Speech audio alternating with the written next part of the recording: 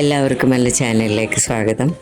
ഞാൻ കാശ്മീർ ട്രിപ്പ് പോയിരുന്നു എന്ന് പറഞ്ഞല്ലോ, അപ്പം ആ ട്രിപ്പിൻ്റെ എല്ലാ മാറ്ററും നിങ്ങളുമായി ഷെയർ ചെയ്തു. ഇനി അവിടെ ചെന്നിട്ട് ഞാനും ഹസ്ബൻഡും ഒരു ഹോട്ടലിൽ കയറി.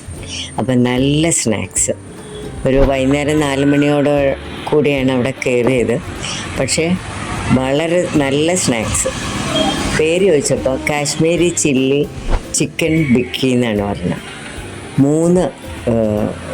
മൂന്ന് കളറായിരുന്നു അതിന്.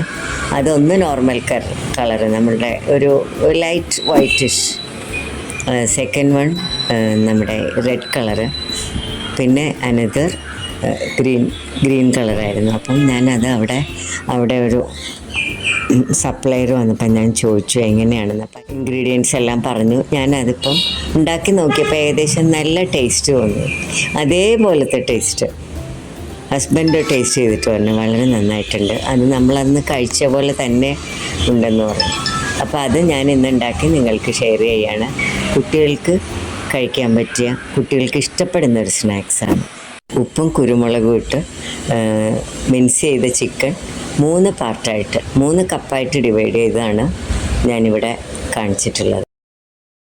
പിന്നെ 3 കോഴിമുട്ടയാണ്. അത് ഉപ്പും കുരുമുളകും ഇട്ട് അതും നന്നായി മിക്സ് ചെയ്ത് വയ്ക്കുക.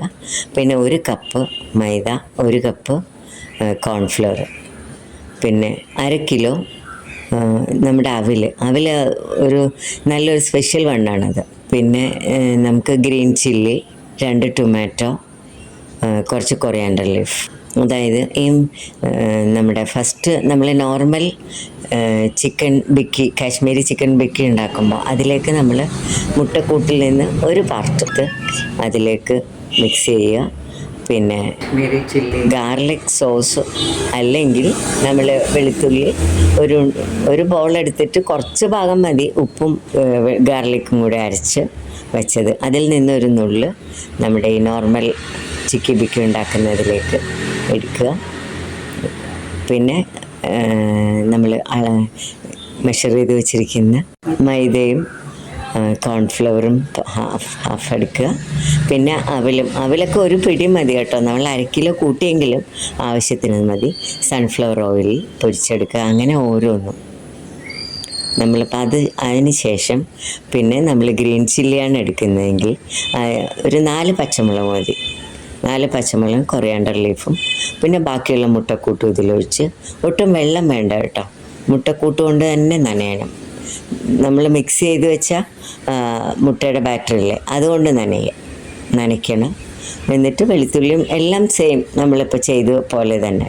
അടുത്തത് 1 ടൊമാറ്റോ ആണ് അരച്ചത്.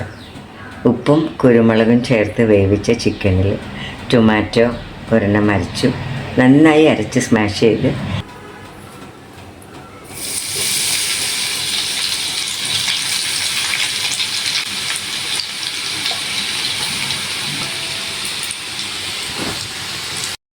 അങ്ങനെ 3 ചെയ്യുക.